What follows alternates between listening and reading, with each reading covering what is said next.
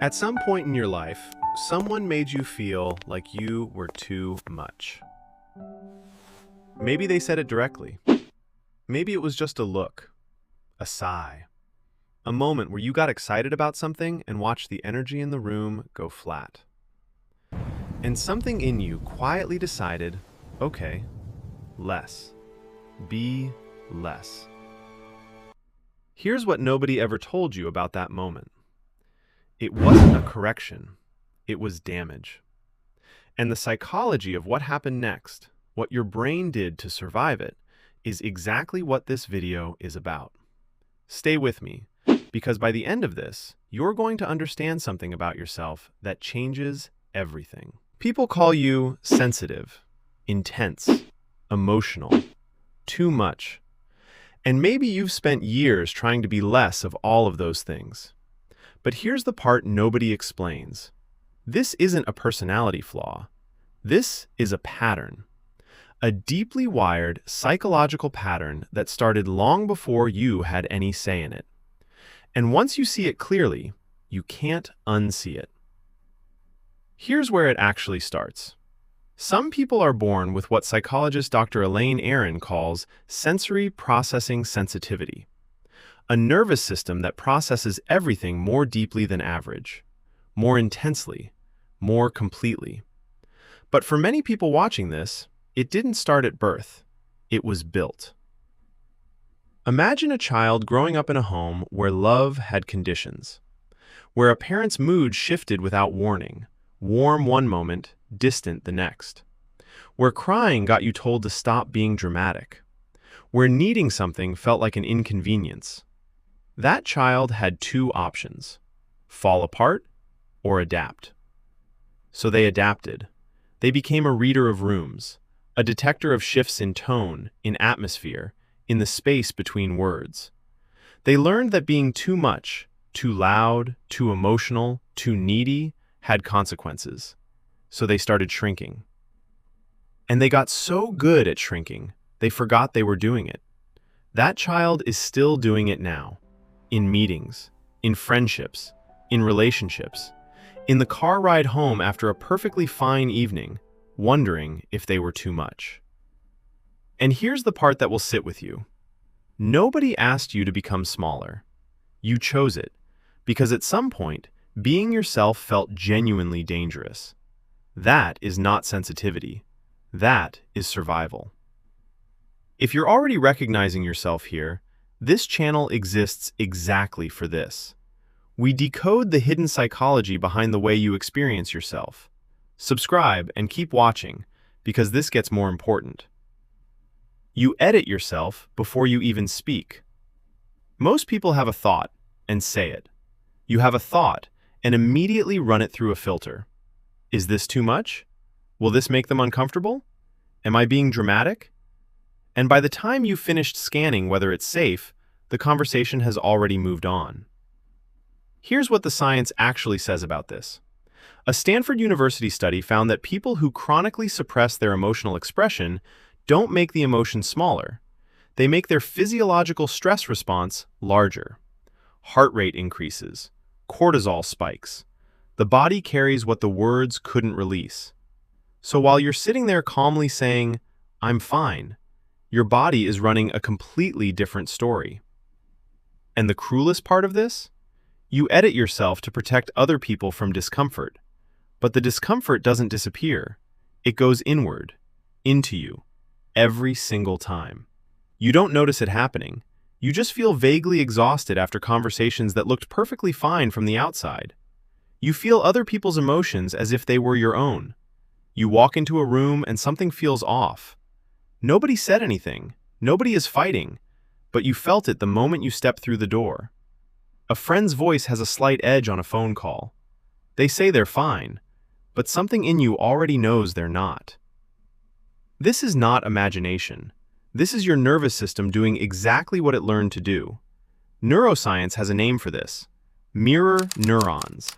Cells in the brain that fire when we observe someone else's emotional state are significantly more active in people with high emotional sensitivity. You don't just see someone's pain, you feel a version of it yourself.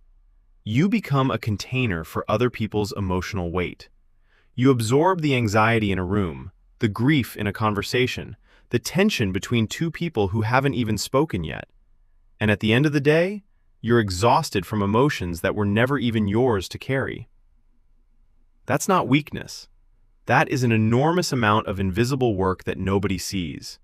Nobody thanks you for. Nobody even knows is happening. You apologize for your own existence. Think about this past week. How many times did you say sorry for something that wasn't your fault? Sorry for asking a question. Sorry for having a reaction.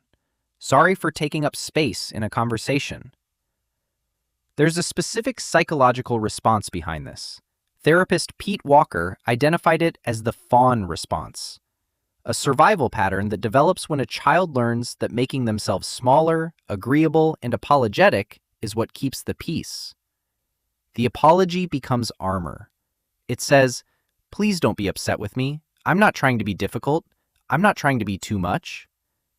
And this becomes so automatic, so wired in, that you do it with strangers, with coworkers, with people who have never once given you a reason to feel unsafe. Because your nervous system cannot tell the difference between those people and the ones who taught you that being yourself had consequences. You are not apologizing for what you did. You are apologizing for what you are. And you've been doing it so long, it doesn't even feel like apologizing anymore. It just feels like being polite. Stop for a second. Think about the last time someone told you that you were too sensitive, too emotional, too much. Now ask yourself honestly, were they right? Or were they just someone who wasn't built to hold the depth of what you were bringing into the room? Because there is a massive difference between being too much and being too much for someone who can't handle that kind of depth. That distinction changes everything. Hold it. You are exhausted from managing everyone else's comfort. Here's something that almost nobody names, but you will recognize immediately. People who feel like they're too much spend an enormous amount of energy making sure they aren't. You walk into a room and before you've said a single word, you've already recalibrated. Is this the right level of enthusiasm? Too loud? Too quiet? Am I taking up too much space? Sociologist Dr. Arlie Hochschild spent years studying what she called emotional labor, the invisible work of managing your own emotional expression for the comfort of others. What she kept finding was this: people who chronically perform a smaller, more manageable version of themselves experience something very specific. Not just tiredness. A deep sense that they've been living slightly outside themselves. You are not exhausted because you're weak. You are exhausted because you have been running a performance of a smaller, quieter, more acceptable version of yourself, and that performance never fully stops, even at home, even alone. The monitoring doesn't turn off. The voice that tells you you're too much isn't yours. At some point in your life, someone important to you communicated something very clearly. Maybe not in words, maybe in an eye roll when you got emotional, a sigh when you needed reassurance, a comment about how you always make everything a big deal. Dr. Kristen Neff's research at the University of Texas found something that explains a lot. Repeated criticism in early relationships doesn't stay as someone else's voice. It gets internalized. It becomes your own inner narrator. So now, when you feel something deeply, your own mind cuts you off first. You're overreacting. This is embarrassing. Stop being so much. The person who once silenced you doesn't even need to be in the room anymore. You do their job for them, automatically, without noticing. That inner critic is not telling the truth, but it has been speaking for so long and so confidently that it sounds exactly like your own thought. It is not your thought. It is a wound that learned to speak in your voice. Here's something worth sitting with. Every person you've ever admired for their emotional depth, their empathy, their presence, their ability to understand others, they were almost certainly told at some point that they were too much. Sensitivity is not a flaw that was installed in you. It is a capacity. And what happens to any capacity when it's never validated? When it's only ever criticized? When it's only ever asked to be smaller? It turns inward, and it starts to look like a problem. It was never the problem. Here's the honest cost of all of this. You have spent years performing a version of yourself that fits, a version that doesn't laugh too loudly, doesn't feel too visibly, doesn't need too much, doesn't take up too much space. And somewhere inside that performance, you lost the thread back to who you actually are. You don't always know what you feel anymore, because you got so good at monitoring how your feelings might land on others, you stopped checking how they land on you. And the loneliness that comes from that is a specific kind of loneliness. Not from being alone, but from showing up in rooms as a version of yourself that isn't quite real, and realizing that nobody can fully love someone they've never been allowed to fully meet. That is not your fault, but it is worth grieving. Here's what I need you to understand. The ability to feel this deeply, to read a room, to sense a shift, to hold someone else's pain, to notice what everyone around you walks past. This is not a malfunction. This is a form of emotional intelligence that most people spend their entire lives never developing. Dr. Elaine Aron's research found something that should have been told to you a long time ago. People with high emotional sensitivity consistently show greater empathy, greater creativity, and greater depth in relationships when they're in environments that don't require them to suppress what they are. The problem was never the intensity. The problem was that you kept trying to pour an ocean into cups that could only hold a few drops. You are not too much. You have simply never been in a room big enough to hold all of you. 3 questions.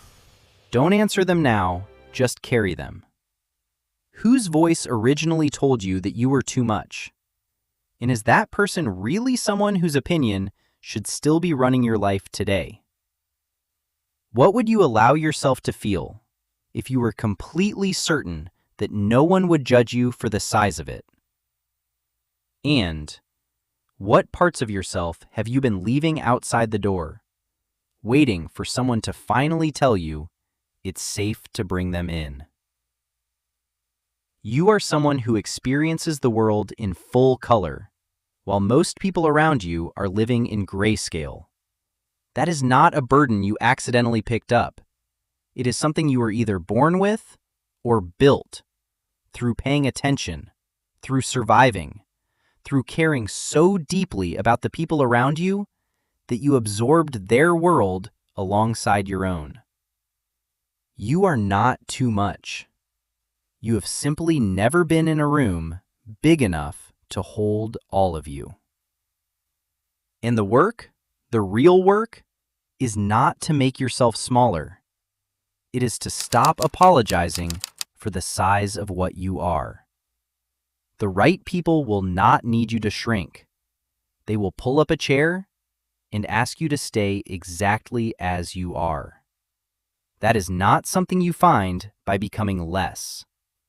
That is something you find by finally becoming honest about who you have always been. If this video finally gave language to something you've been carrying for years, this channel is exactly where you belong. Subscribe. We go deep on the hidden psychology of the way you think, feel, and see yourself. And if this described someone you know, share it with them. Sometimes the kindest thing you can do for someone is show them they were never the problem.